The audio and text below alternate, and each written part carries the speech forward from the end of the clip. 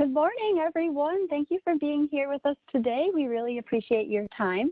My name is Katie Earle, and I'm the coordinator of the University Express program. And we're joined here virtually today with Rick Falkowski, who's going to give us a wonderful presentation. Before we jump into his class, though, I want to go over some housekeeping things because we do have a lot of new people here today, which is very exciting. So first thing, as you just heard me say, we are recording the session, and I will try to post it on our website in the near future. Second thing that you've already realized by now is you've joined muted and without your video showing, and you've done nothing wrong. Those are just the settings for our program today. And you also might think that you're the only one here with Rick and I, but as you've heard me say, there are other people. It's just that we're in an anonymous participation mode, so only Rick and I know everyone who's in here.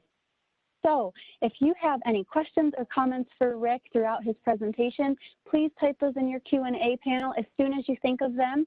Rick has gone through and he'll take a couple breaks throughout the presentation where he'll field questions, and then we'll try to get to as many as we can at the end of the presentation. But type it in right away so you don't forget.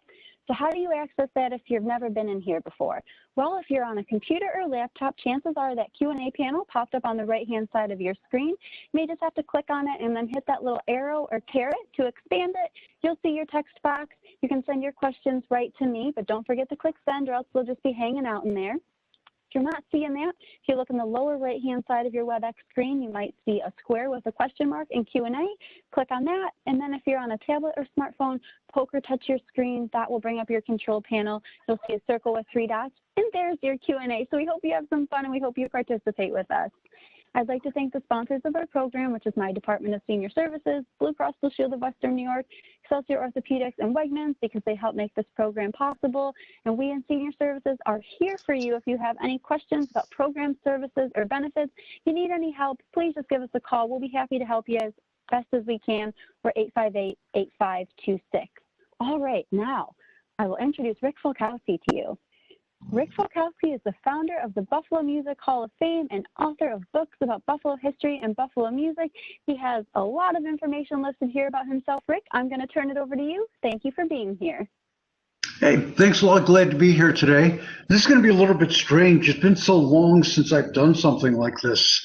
You know, I still remember when it was February, and on March 11th, I gave my last talk. And then after March 11th, there was nothing going on.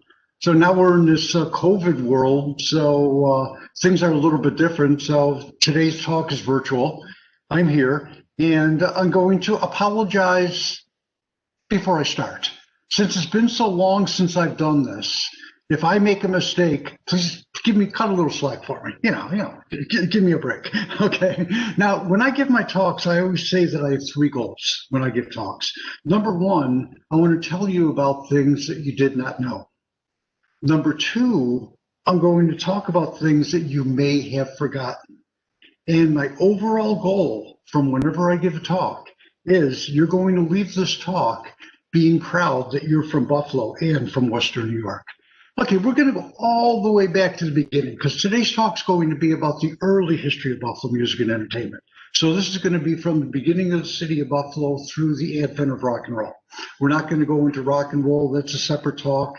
If we would do the entire history of Buffalo music and entertainment, we'd probably be here until about 12 noon or until 1 o'clock. And I don't think anybody would want to stick around that long. I'd cut into everybody's lunch break. But okay, the very first event that was ever held in Western New York was held in an area called Sandytown. And this was held all the way back in 1815. And it was an event to commemorate the end of the War of 1812. Yes, I did say the end of the War of 1812. And Sandytown wasn't that far from Canalside, which you can see in this slide over here. The very first building that had entertainment in the Western New York area was called the Theater. And they started putting on plays and events all the way back in 1821. And the theater was located across the street from what you see over here, Rathburn's Eagle Tavern. This was the main stagecoach stop for Buffalo, and it was like on the corner of Main and Court. So the theater was inside of the area, which is Lafayette Square. So that means that 200 years ago, people were going to events at Lafayette Square, and those events then moved to Canalside. So we're still going to the same places that our ancestors went to 200 years ago, only the names have changed. that covers everything in a nutshell. Thanks a lot. Do I have to do more? Okay, here, what happened after that? Okay, well, the Erie Canal opened in 1825. Now, when the Erie Canal opened, that's really what changed Buffalo from being a quiet village to being the gateway to the West. Because after the Erie Canal opened, Buffalo was the farthest western city in the United States. After here, it was all just wagons and horseback to get to the rest of the area. Well, the area where the Erie Canal entered Lake Erie was called Canal Street. And now, in addition to having all the freight forwarding businesses and warehouse, this was the area where all the sailors and canal workers used to go to let off steam and indulge in wine, women, and song. Of course, this became a very dangerous area. As you can see what I wrote up over here. People would go there and they wouldn't even remember what happened to them the very next day. And it was so dangerous that they ended up calling it the Barbary Coast of the United States. Here's an example. In this couple square block area, there was 120 saloons, 19 free theater saloons, which were basically like burlesque halls. Anything goes, anything went. And 75 brothels. People lived there too. Okay. But one thing that's interesting, when you have areas like that, seedy areas, a lot of times new forms of entertainment start. Look at jazz. Where did jazz start? Jazz started on Bourbon Street in New Orleans. Same type of thing. Well, in Buffalo, there was a guy by the name of Ned Christy that moved here in 1835. He was already a seasoned singer and comic, traveling around the country. He came to Buffalo and he ended up marrying somebody who owned a Canal Street dance hall. Isn't that interesting? Well, her son George and his friends used to perform out in front of the dance hall to get people to come inside. And Ned said, this is really interesting. I should move this inside and create a new show. So he moved it inside of the dance hall and created the Minstrel Show. So the Minstrel Show started right here in Buffalo. That's where he got the name of Christy's Minstrels. And minstrel shows, if you're not familiar with them, are really the predecessor of vaudeville and your 20th century comedy teams. Well, what ended up making Christy so popular is he got the exclusive rights to premiere songs by Stephen Foster. And Stephen Foster, of course, was America's first songwriter, Oh Susanna, and so on and so forth. When he wrote the song Old Folks at Home or Way Down Upon the Swanee River, he paid $10 to Foster for the rights to that song. As you can see in the sheet music here, it actually says that it was written by E.P. Christy. Well, Christy also wrote a popular song himself. Okay, the song that he wrote was Buffalo Gals, Can't You Come Out Tonight? He wrote that about the people on Canal Street. Now we know what Canal Street was like. We know who he was writing about. Well, anyways, Christy ended up moving to New York City, became equivalent of a millionaire from everything that he did. And unfortunately, Stephen Foster ended up dying penniless. A guy by the name of John Shepherd moved to Buffalo all the way back in 1827. He was from England. And when he came here, he brought the first piano with him. It actually sailed from England across the ocean. Then it came by mule barge all the way down the Erie Canal.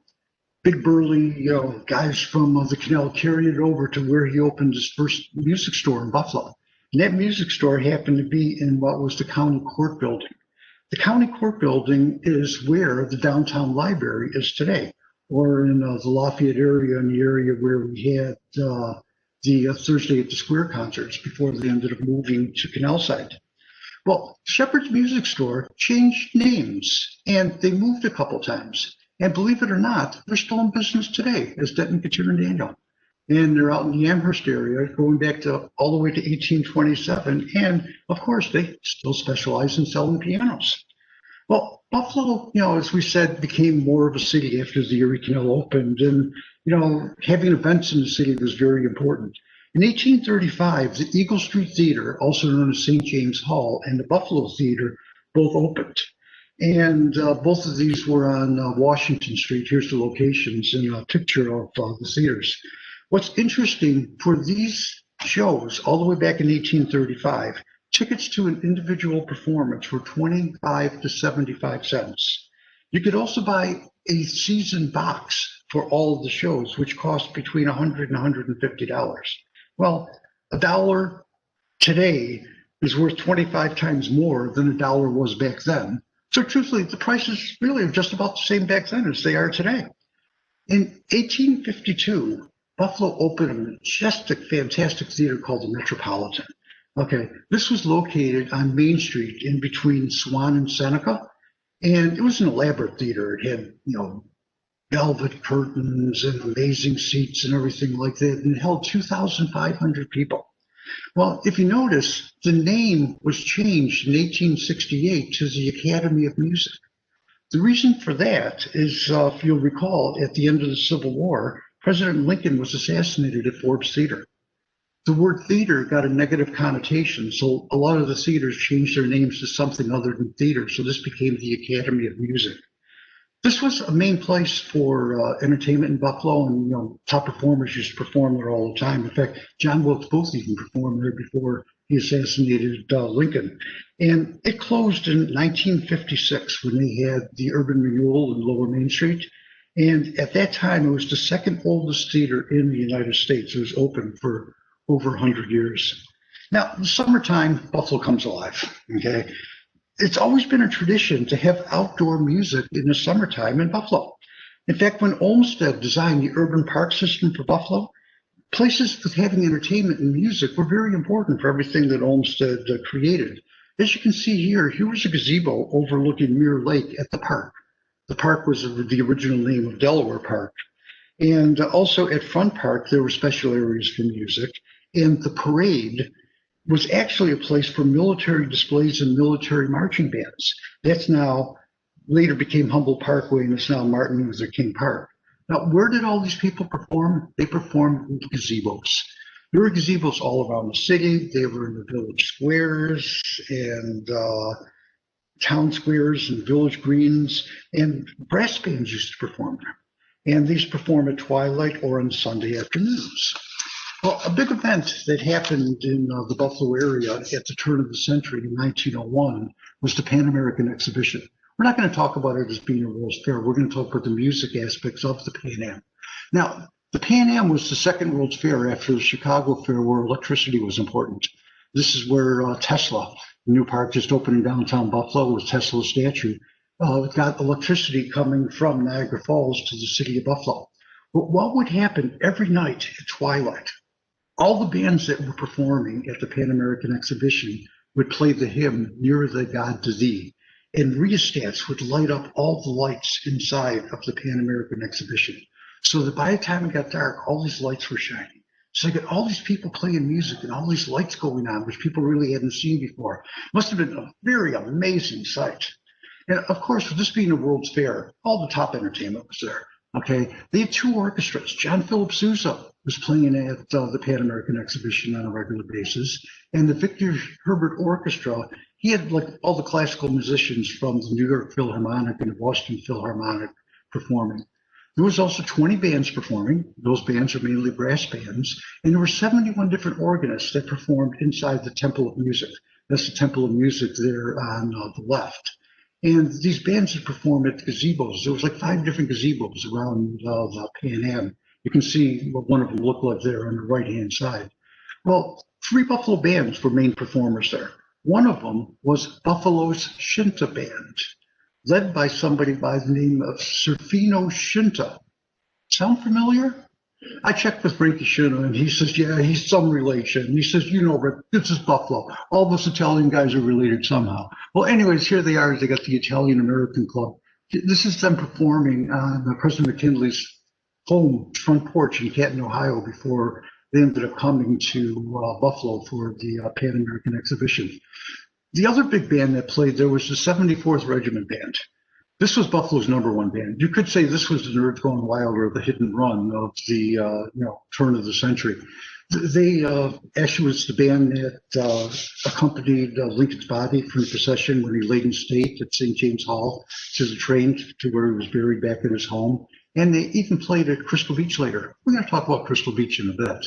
Well, the Pan American Exhibition ended. When the Pan American Exhibition ended, they ended up auctioning off all of the rides that were at the Pan Am. And there was this little amusement park in Brooklyn that ended up buying the rides, and it was called Coney Island. So Coney Island ended up getting all the amusement park rides that were at the Pan American Exhibition. people in Buffalo missed all the excitement of the music and rides and everything like that. So Luna Park, or Athletic Park, opened on Main and Ferry. It extended from Main and Ferry over to around where Canisius College was. And this is a fantastic park. You can see right here. Here's the entrance, and they had a vaudeville theater, dance hall, band concerts, and everything like that. But unfortunately, they couldn't compete with Crystal Beach, Erie Beach, and Olcott Beach because they were landlocked. Now, at the turn of the century, there were two types of entertainment that were most important. One of them was burlesque, and the other one was vaudeville.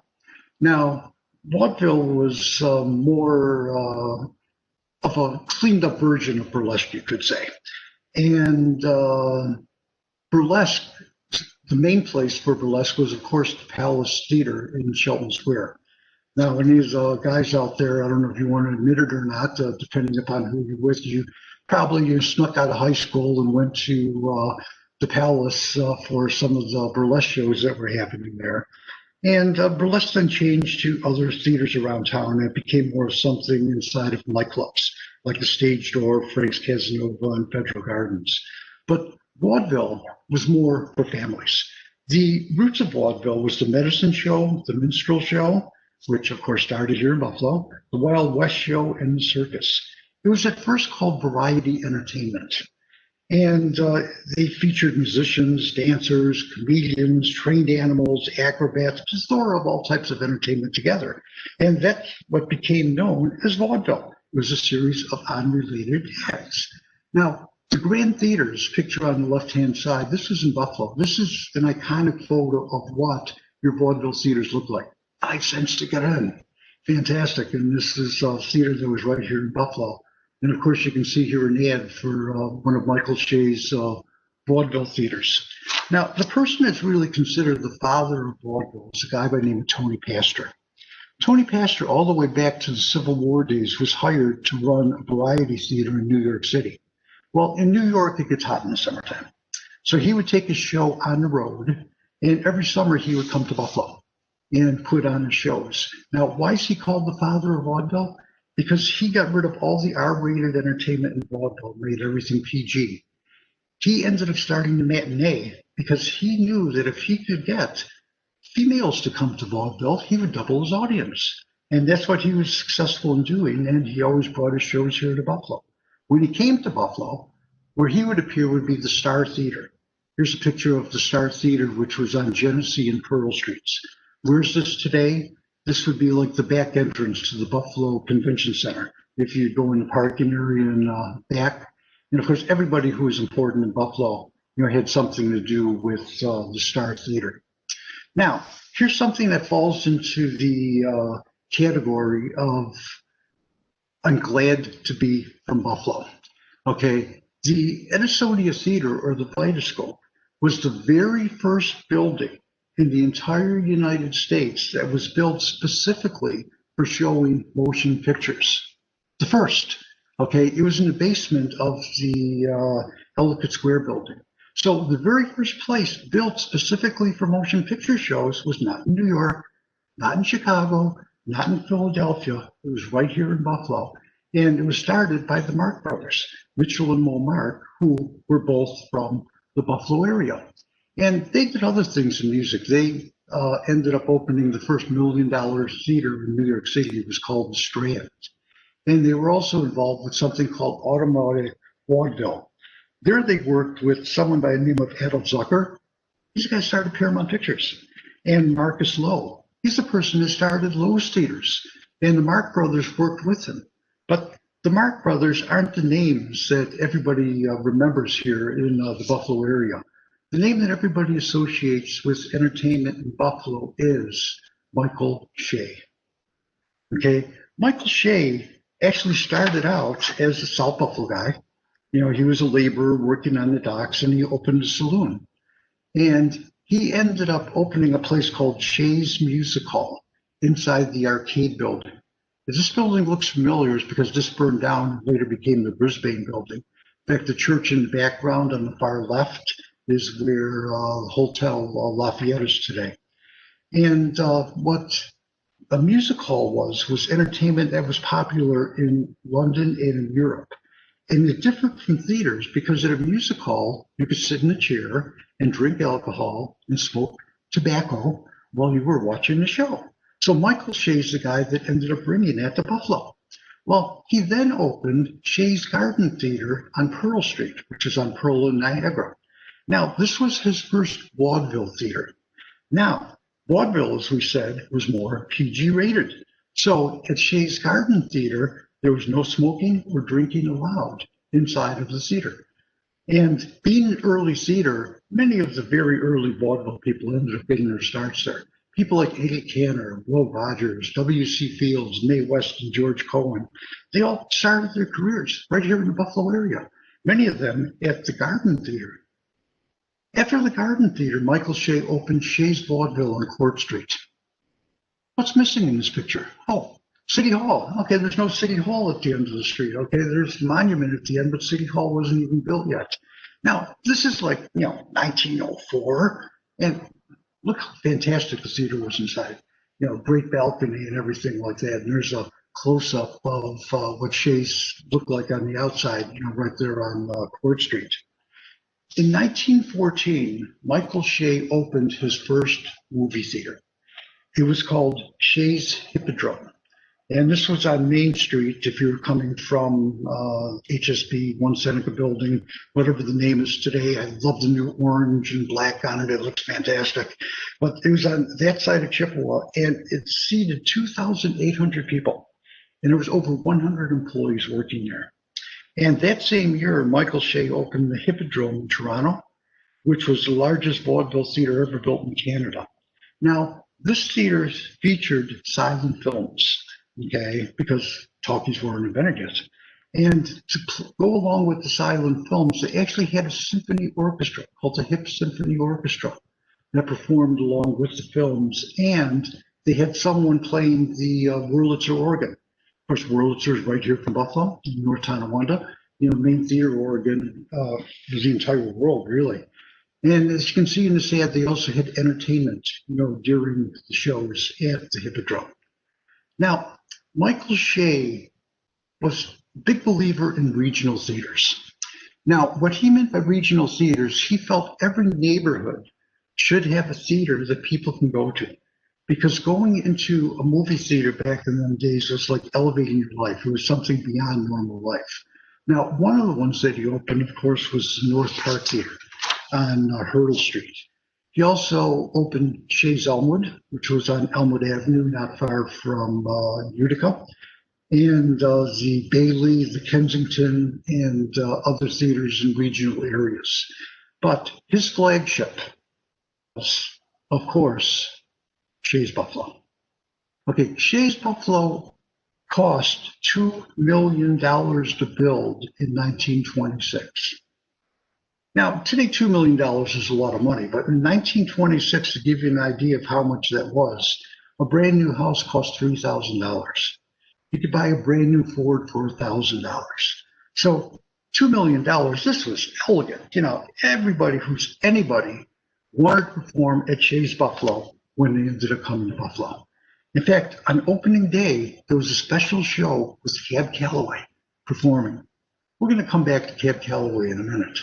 Now, Michael Shea retired in 1930.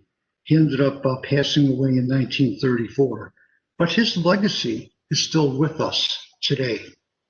Regional theaters, he had Shea Seneca. Shea Seneca ended up becoming a psychedelic rock club called Psychus many years later. And also upstairs was Rooftops in the Salty Dog, where there was a lot of bands performing during the 1980s. In fact, you've been watching the paper, a new development just opened inside of the Shea Seneca area that has apartments and a small theater. He also restored the North Park Theater. Okay, that's been restored. And once again, the North Park Theater is the cornerstone of the Hurdle Avenue Business District. And of course, he owned the Century Theater. The Century, those that went to rock concerts during the 70s, that's where Harvey and Corky had all their shows. But of course, we're not going to talk about Harvey Weinstein today. Take that off. Okay. Now, the Paramount Theater was originally called the Great Lakes. The Great Lakes became the Paramount, and this is a big, huge theater. This was just the other side of Chippewa on Main Street, across from where the Hippodrome was. And when this closed, it became Niemer's Furniture Store. After it was Niemer's Furniture Store, it ended up becoming the City Center condos. So the first condos in downtown Buffalo, that were really nice-looking places, were inside of a theater built by Michael Shea. And of course, in North Tonawanda, here's an original 1920 Shea's Riviera on Webster Street in North Tonawanda. And here's what it looks like today. Once again, the cornerstone of the North Tonawanda Business District. Well, it would be if theaters could once again have entertainment, because with COVID, of course, we're orange again. No entertainment anyplace. So there's nothing going on at the Riviera. And in Niagara Falls, there was Shea's Bellevue, which became the Rapids Theater. And once again, today, there's a lot of concerts that happen at the Bellevue. We're going to digress for a minute. How many of you ever watched Ghost Hunters on the Sci-Fi Channel? That's a story where they talk about ghosts inside of buildings.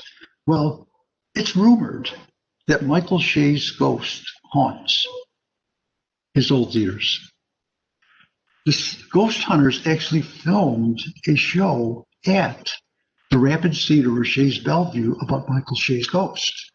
The premiere of that show was held at the Riviera Theater. And myself, I met Michael Shea's ghost. I mentioned the Seneca Theater. Okay, I was playing a concert at Psychus when I was a psychedelic rock club. There was like 2,000 people there. After the show ended, me and my wife were walking around in the backstage area, and we had heard about Michael Shea's ghost. So here we are, 18 years old, crazy kids, and we start yelling, "Michael Shea, Michael Shea," and it's quiet.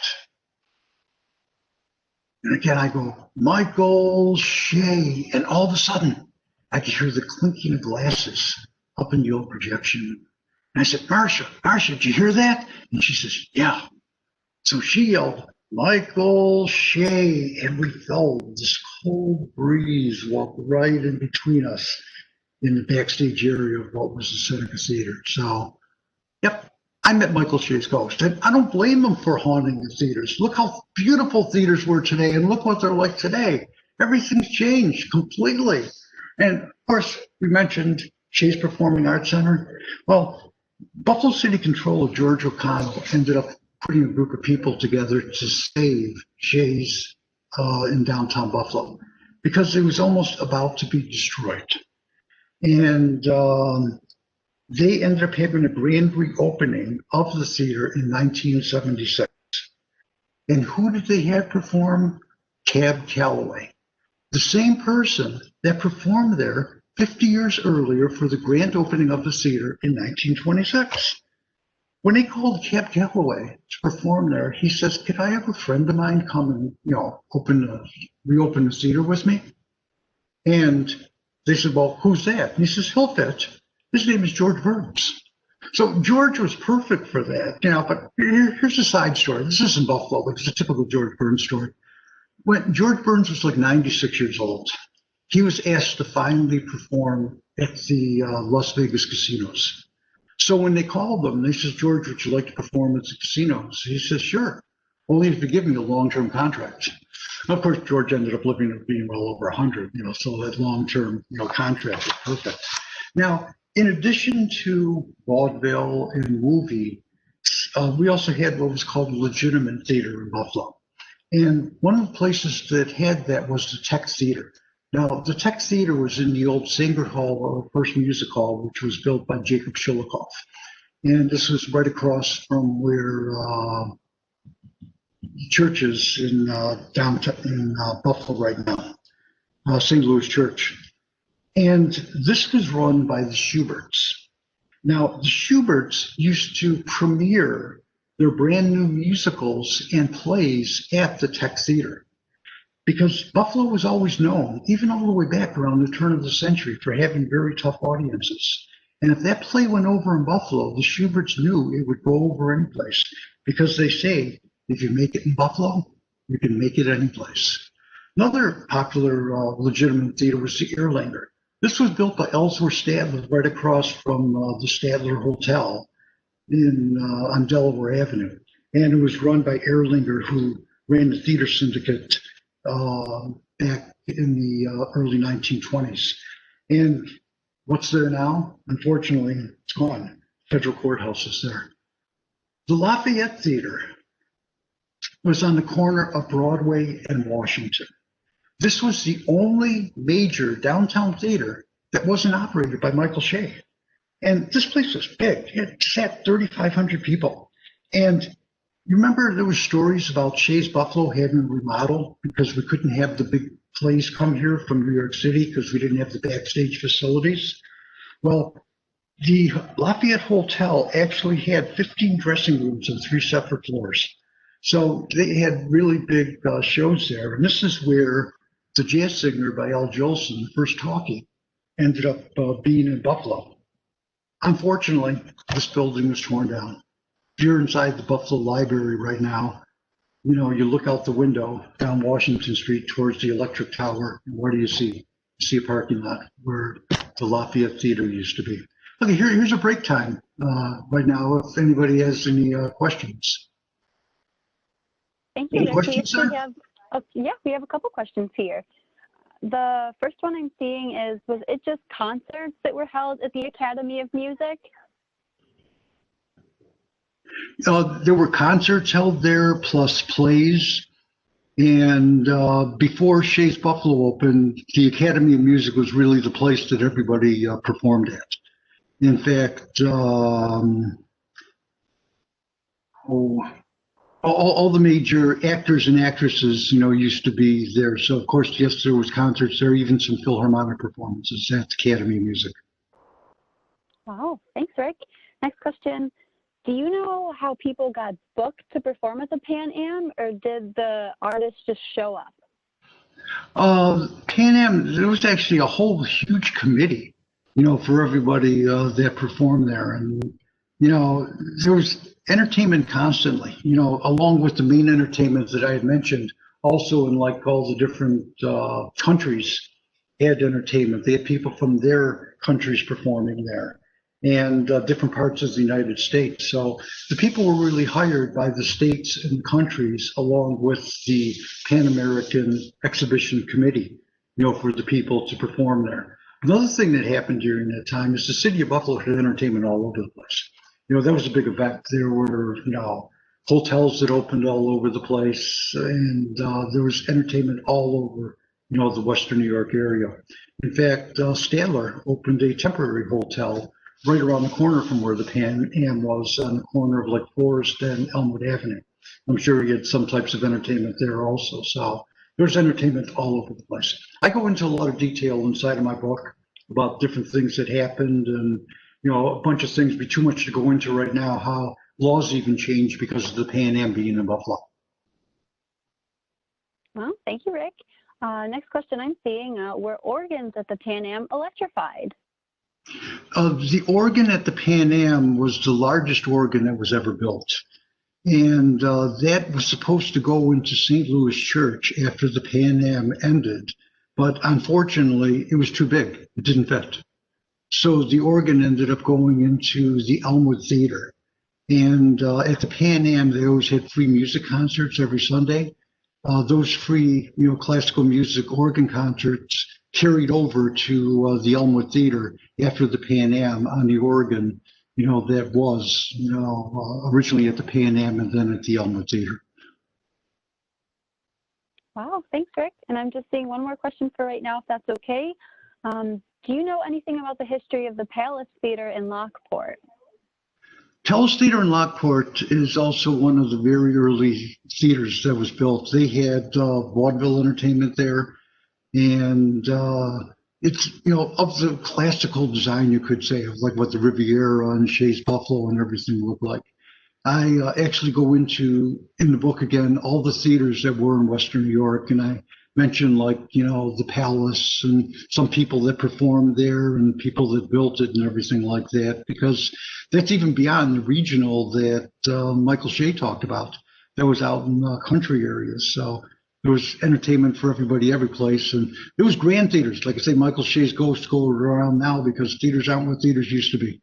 And of course, the Palace, theater in Lockport is still there. There was also a real famous opera house, like across the street from where the Palace Theater was in Lockport.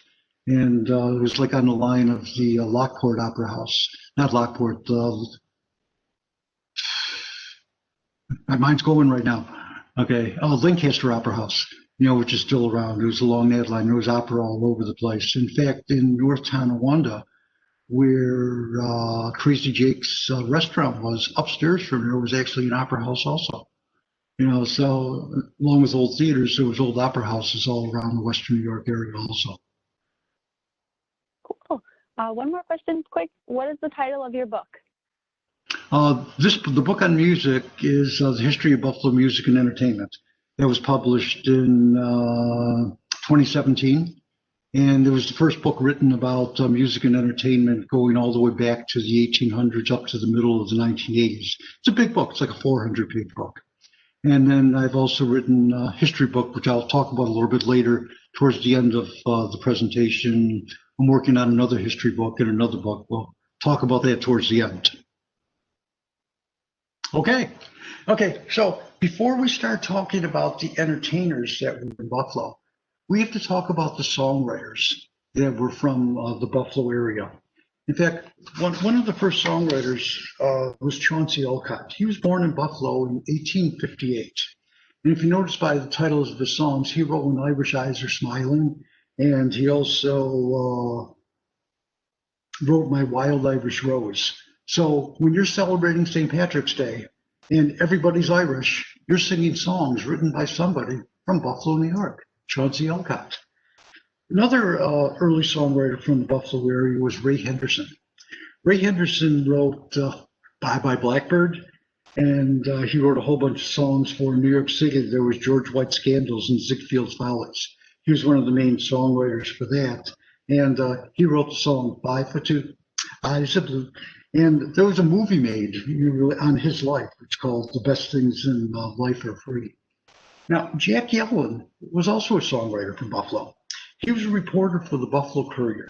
Now, when you think of the Beatles, they were like the main songwriters for the rock music era. The first song that the Beatles recorded was a song by Jack Yellen called Ain't She Sweet? Okay, so a Buffalo person who ended up living in Springville, later in his life, wrote Ain't She Sweet that the Beatles recorded. He also wrote Happy Days Are Here Again. Now, Happy Days Are Here Again was associated with FDR's presidential campaign in 1932. In fact, that was the theme song for the Democratic Party during the entire 20th century. And after the election, if the results ever are finalized, I guess the Democrats are going to be singing Happy Days Are Here Again, because looks like they might have won, but then again, hey, you never know. Okay. Now, there's a guy by the name of Ray Evans. Now, Ray Evans was from Salamanca. He's the distinction of winning 3 Oscars for Best Song. He wrote Que Sera Sera, Mona Lisa, and Buttons and Bows. He also wrote popular songs like Silver Bells and Dear Heart. But what I get a kick out of with Ray Evans, after he wrote for movies, he started writing for television. And he started writing theme songs for television shows. And he wrote what I consider my favorite theme song for a television show. And all of you, usually I could say this because you'd be in front of me, sing it along with me. A horse is a horse, of course, of course. Who can forget Mr. Ed? And of course, he also wrote the theme song for Bonanza. Now, the greatest songwriter ever to come from Buffalo was Hyman Arlock. And you say, who? Hyman Arlock, come on, he was one of the greatest songwriters ever from Buffalo. You don't know who he is? I can guarantee you that you know who he is, okay? He grew up on the Lower East Side of Buffalo, and his father was the cantor at a synagogue. He wanted Hyman to follow in his footsteps and become a cantor at the synagogue. Well, Hyman ended up liking this new fangled jazz music and all these different arrangements and everything like that. So he started playing different music with his bands. In fact, he was quite successful. At 15 years old, Hyman bought the first Model T that anybody had on the Lower East Side in a Jewish neighborhood in Buffalo. He performed on the Crystal Beach boat. He was the last person to perform at the Crystal Beach Dance Hall and the first person to perform at the Crystal Beach Ballroom. You still know who Hyman Arlock is? Well, he felt, I got to change my name. So he ended up moving to New York City, and he became Harold Arlen. And here's Harold Arlen with his band performing on the Crystal Beach boat. And of course, Harold Arlen is one of the most famous writers of what's called the American Songbook. If you're not familiar with his songs, here's one of them. He wrote the score for The Wizard of Oz and the song Over the Rainbow, which many people consider the greatest song written within the 20th century. Okay, we talked about Crystal Beach. Crystal Beach was a short ride on the Crystal Beach boat in Canada from the Buffalo area. And here's the Crystal Beach Ballroom, which opened in 1924. And that roller coaster in the background is not the Comet, that's the Cyclone. It's the scary one that everybody hears their grandparents telling stories about. Well, the Crystal Beach Ballroom had the biggest dance floor in all of North America. Okay, you could fit 1,500 couples dancing on this floor at one time. Now, what they used to do during the 40s and 50s is they would charge 10 cents for a couple to dance. And there was continuous entertainment because with Canadian laws, you had to have an American band and a Canadian band both performing there. So you had two big bands playing there continuously.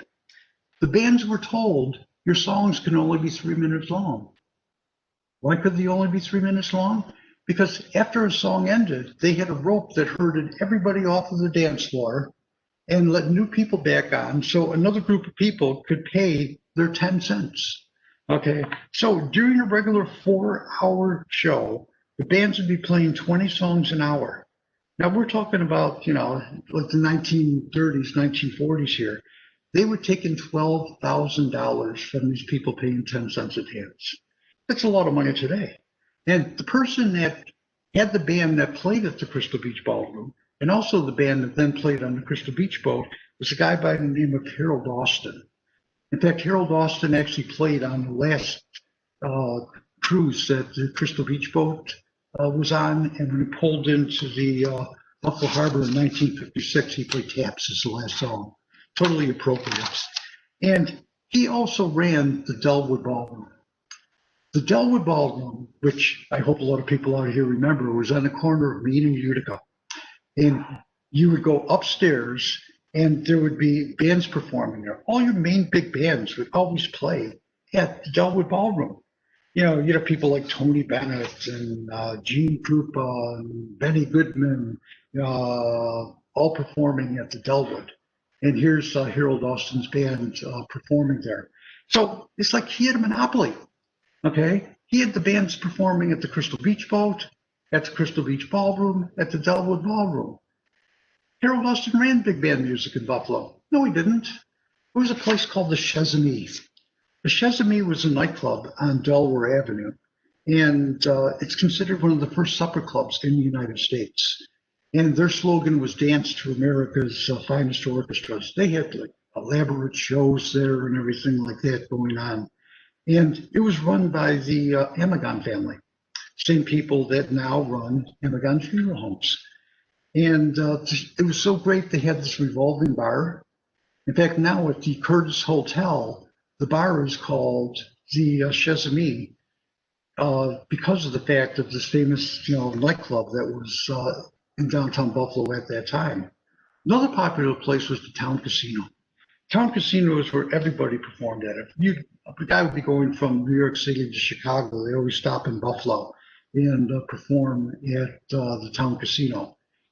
Here's an example of the elaborate shows. This was back in the days when everybody from Toronto came to Buffalo to see shows. Now people would go up to Toronto to see shows, but then again, maybe not because nobody can go across the Peace Bridge right now. Hopefully that's going to change come springtime.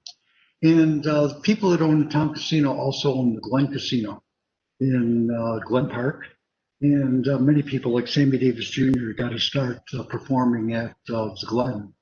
There was also other places like the Statler Hotel.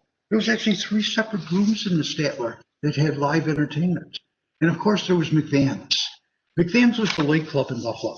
Okay. The shows would start here at 3 o'clock in the morning. And there were rumors during Prohibition that boats would go across the Niagara River and dock next to McVan's, and they would store all this whiskey and stuff like that at McVan's and distribute it to other places around Buffalo. I don't think that would happen in Buffalo. No, not in Buffalo. Okay, other popular places were the Peter Stuyvesant Room. That was opened by Darwin Martin's son. And of course, you had the Park Lane restaurant with your host, Peter Gust, on Gate Circle.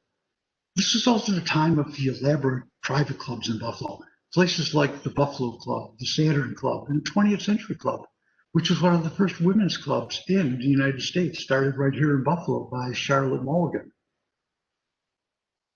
And want to take another break here for some questions, if anything came in? Yeah, I'm seeing actually a couple right now. So first comment rather is, hi Rick, you've played in a few of these establishments. From a musician's perspective, which place had the best acoustics? Also, will you give our old band a plug, Jim? What was the last thing? Jim. Will you give our, yep. Oh, okay.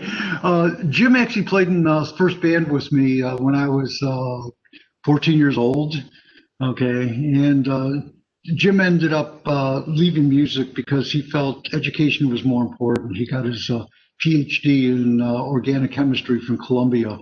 So I guess, music wasn't there. But Jim, you probably remember playing at the Dellwood. The reverberation, we recorded some songs at the Dellwood, and it's absolutely amazing. But I do have to say, the best acoustics of any place, and some place that I never played, it happens to be Kleinhans Music Hall. Kleinhans is absolutely, fantastic. And of course, there were so many clubs. I'm going to go into some of the club things later. But Jim, you're preceding this. You're into the rock and roll era here, and we're in the big band era. I don't think either of us, played in the big band days. Okay. So fun acoustics would be the Dellwood with the reverberation, and of course, Kleinhans, for best acoustics of any place. Thank you, Rick. Okay. Next, we have a comment. This material is so valuable. Thank you for your wonderful presentation. Next, we have, I had to step away a few minutes. What do you know about Salemi's Club Rainbow, which was behind City Hall on Wilkinson? That was I think one of the 1930s, 1940s jazz clubs. I got a slide coming up which shows a whole bunch of the different clubs. I didn't mention the Rainbow there, but that goes back to the time when there were clubs every place in the city of Buffalo. I'm going to make a comment about that coming up. Okay, perfect. Second part of that question is wondering if this will be available somewhere later on to go back and hear what I missed. Yes, we are recording it, and you'll be able to find it on our erie.gov/University Express website by Monday. And then last comment, these are great pics of places I've only heard about. Thanks for sharing. Right. Now, there was another area of Buffalo where it was the black entertainment area. And this was on the east side of Main Street, and it was called the Jazz Triangle. There were 3 popular clubs called the Little Harlem, Club Moonglo, and the Hotel Bendo. And this is a photo of what the bands were like at the Little Harlem. It was really, a classy club. And of course, the Little Harlem was run by Ann Montgomery. And it was next door to where the Colored Musicians Club still is today. And interesting story about Prohibition. We talked about what took place at McVan's with the boats bringing alcohol across the Niagara River. And at Little Harlem, you have to press a buzzer to be able to get in. So when you ended up coming into the Little Harlem and the door buzzed and it was the police, all the things behind the bar would turn around and all the whiskey bottles disappeared and there were bottles just of soda and water, so they could continue hiding alcohol. The oldest tavern in the city of Buffalo is Aldrich's, and the owner of Aldrich's showed me that they had a dumbwaiter.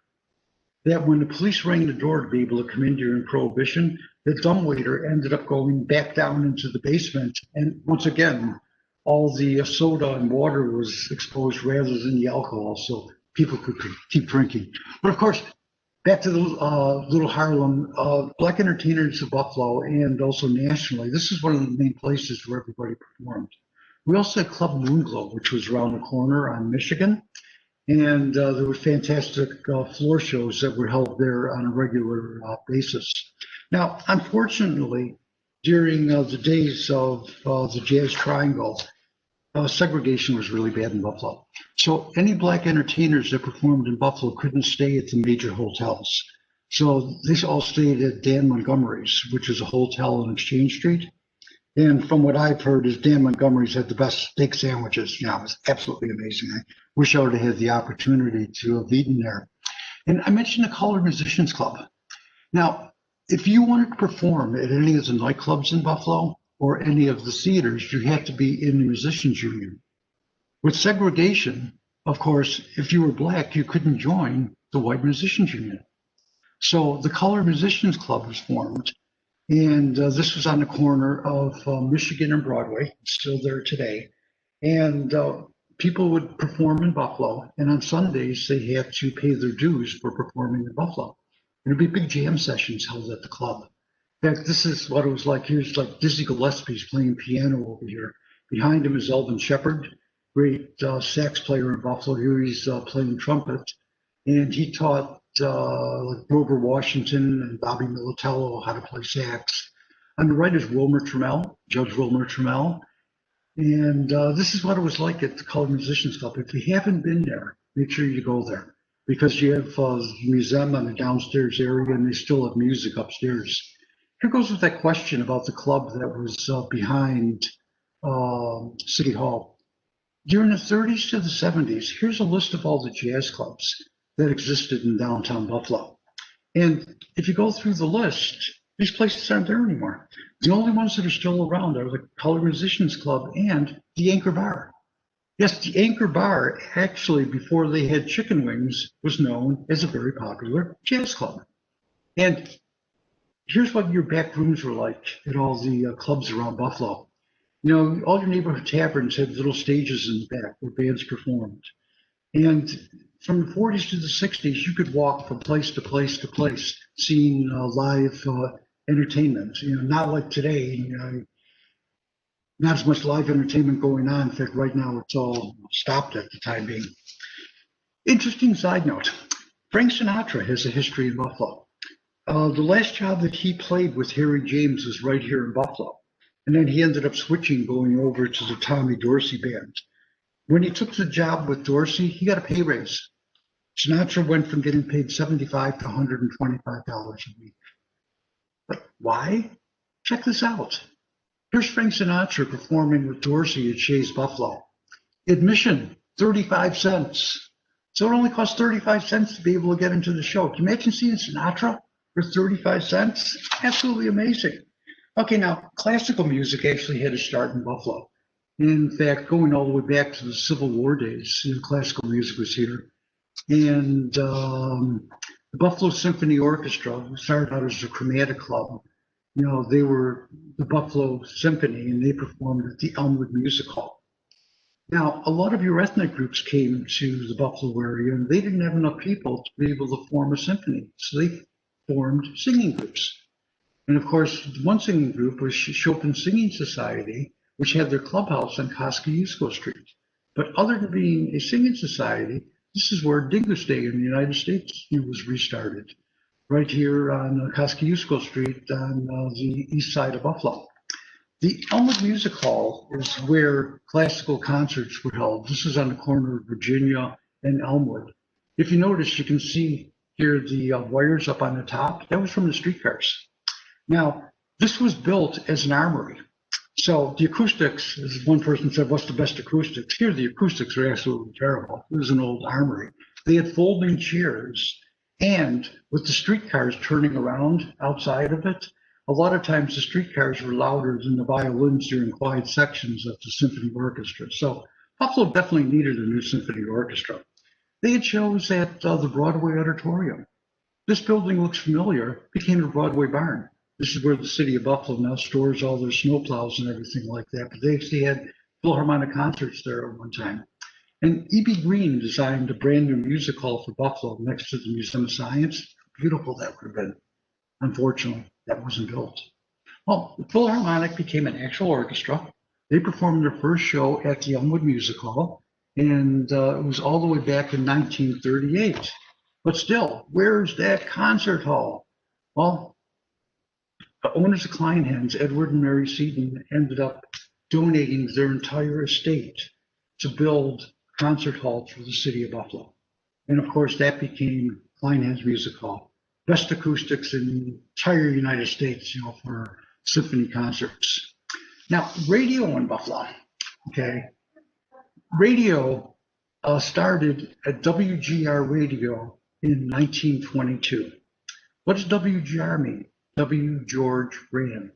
It was started by George Rand, who was the person that ran HSBC Bank back at that time. Now, back in these days, there would be orchestras playing inside of the music halls, inside of the radio stations, I mean. And here was the Dave Cheskin Orchestra. They would actually perform songs that were played on the radio. And the reason they had bands performing is the radio stations felt records were inferior. You could not capture the sound of the live orchestra. It was perfect.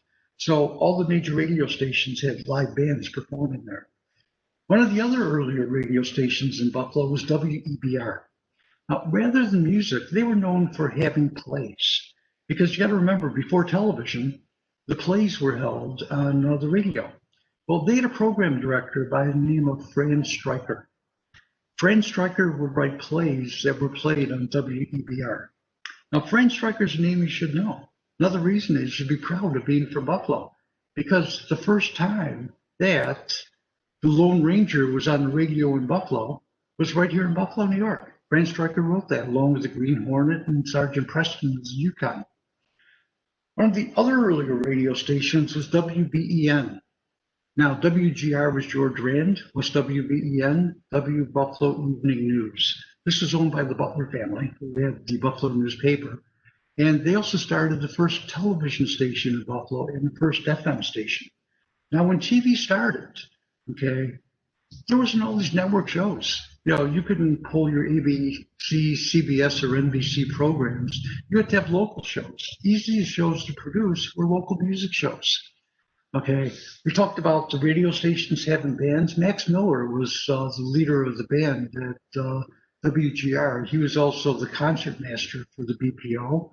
He had a show called Club Canandaigua. On WKBW, there was a guy by the name of Bobby Nicholson who was the program director. He had another show that was on TV called Saturday Night Music TV Show. Well, Bobby Nicholson worked with a guy called Bob Smith when he was on the radio in Buffalo. And Bob Smith called Nicholson and says, "Would you like to be program director of a TV show I'm working on in New York?" He said yes. Well, he ended up moving to New York City, and Buffalo Bob Smith, of course, started the Howdy Doody Show, which was in New York, and Nicholson was, the music director, and sometimes even played Clarabelle on the show. Well, the end of the big band era and the end of this section of the early history of Buffalo music ended at the Delwood Ballroom. We talked about the Delwood earlier, but there was something called the High Teen Club. This started at the end of World War II. And people could all go there and they would dance to songs that were played on the radio and on WEBR. And on Saturday afternoons, there would be a couple thousand kids dancing to big band music at the Delwood Ballroom. Well, ending it, times changed. It went from big band music to rock and roll. And when rock and roll started, a guy by the name of Ted Horn ended up coming to Buffalo, and he watched the teens dancing to this rock and roll music at the Delwood Ballroom. He went back to Philadelphia and started the Ted Horn Show. Dick Clark took his place. That became American Bandstand, which had its start right here in Buffalo. Rock and roll, Buffalo, right. So that ends the big band period. So this actually is the end of this presentation, and I hope that I accomplished the three goals that I mentioned at the beginning. Number one, to talk about things that you didn't know. Number two, to remind you of things that you may have forgotten. And number three, I hope that you're proud to say that you're from Buffalo, New York because of all these fantastic things that happened. Now, any final questions? Yes, Rick, we do. But first of all, I want to thank you for that. I really felt like you were standing up in front of me. You're just an amazing performer, so thank you. Genuinely, I love it. Okay, so first question I'm seeing here is, were there age limits at these clubs and ballrooms back then? Well, you got to remember the drinking age back then was 18. And you could always go to places along with your parents, you know. But were there age limits? I would say probably not, you know. Were you allowed to sell alcohol in Buffalo during Prohibition? No. Did everybody? Yes. So if there were age limits for people to go, I'm sure they probably weren't enforced. You know? Probably not. Thank you, Rick. Comment I'm seeing, you have brought back so many memories, people and places. My mother was a good friend of Ray Evans' sister Doris. Appreciate your enthusiasm. Thank you. You're welcome. Next, I was a member of the Buffalo's Chromatic Club for classical pianists in the 60s. Cool. Pretty neat. Yeah. The next comment is cool. We have very nice presentation. Thank you. Next question. Anything to share about roller rinks? My parents used to skate at Skateland. Skateland more goes into the rock and roll era. Trunis ran Skateland. There was the old Skateland and the new Skateland. In fact, he had the club upstairs, the club where you could go up to get down. Okay, and actually the club on Vaudeville club that Michael Shea had, the Pearl Street club, was actually started out as a skating rink. You know, so I mentioned, you know, some of the skating rink things, you know, later in more of the rock and roll era. But Skateland, that was an amazing place. And Trunis, he was a Buffalo legend. Thanks, Rick. Next thing I'm seeing, yes, all of the goals were accomplished beautifully, or sorry, all the goals were beautifully accomplished. What a treat, thanks. And then we have a person asking a question about your book, what's it called and where to buy. And we also have a couple folks calling in, Rick, so if you don't mind reading off your slide right now so they can get that information, that'd be great. Okay, well, here's the music book, okay, the History of Buffalo Music and Entertainment. And this is the history book that I wrote after that. It's called Profiles Volume 1, Historic and Influential People from Buffalo and Western New York, the 1800s.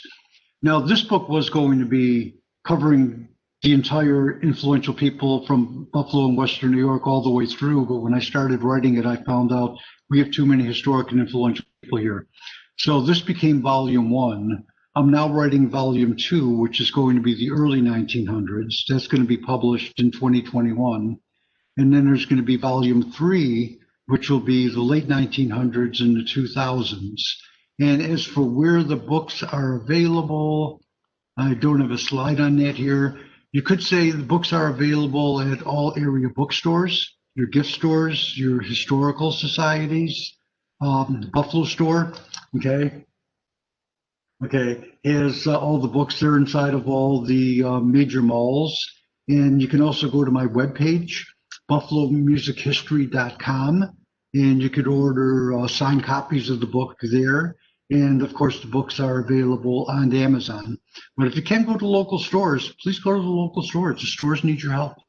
You know, buy the books there. This way, you're helping the local gift shops and bookstores get through these COVID days. Mm-hmm. Great recommendation, Rick. Thank you. We have somebody asking if you can do a rock and roll presentation, which is something we talked about bringing back for spring. Yep, I'll do the, it's called Rock and Roll Buffalo. And I'll do my confirmation right now. We'll do that one in the spring. And that starts with going into more detail about what happened at the Delwood Ballroom and goes forward from there with Hound Dog Lorenz and early KB radio and all the teen clubs and the discos and, you know, the golden age of rock music in Buffalo. So I'll definitely do that in the spring. Wonderful. Thanks, Rick. And just two more things here that I'm seeing, if that's okay with you. Oh, we have, thank you, Rick. You are a great presenter. Enjoy your talks so much. Loved hearing history of Buffalo from you. Could listen to you all day. Oh, I wish my wife would say that. But she has to listen to me all the time, so. That's hilarious. We have a question, Governors Inn info? Governors Inn, I go into that when inside the book, I consider that in the rock and roll era. I got an entire chapter on R&B in the city of Buffalo. So the Governors Inn's included, within that section. All right, thank you, Rick. Then we have rock and roll history will be fun. I work at the Rapids Theater. Pretty neat. Oh, then we have my husband's family-owned club, Rendezvous. Do you mention it in your book? Do I mention Rendezvous? Yes, I do mention Rendezvous once again in the R&B section, of, the rock and roll part of the history of Buffalo music and entertainment. Good to know. Thanks. A couple more people want rock and roll. Somebody's asking if it will be online. Currently planning for the spring semester. To be honest with you, it's unofficially looking like another hybrid, but I'll keep everybody posted once I finalize those plans and keep working on that. And then we have, thank you, great presentation, very interesting. So Rick, you're awesome, always a blast to work with, and we really appreciate your time here. Okay, thank you very much, and everybody enjoyed talking to you. And I didn't mess up as much as I thought I would from not doing this for so long. So I'm happy with that. And I enjoyed giving the talk, and I'm glad that it seems like everybody enjoyed hearing it as much as I enjoyed giving it. I thank you very much. All right, very good. Rick, I'll connect with you offline. I hope everyone enjoys their day. Take good care now. Goodbye.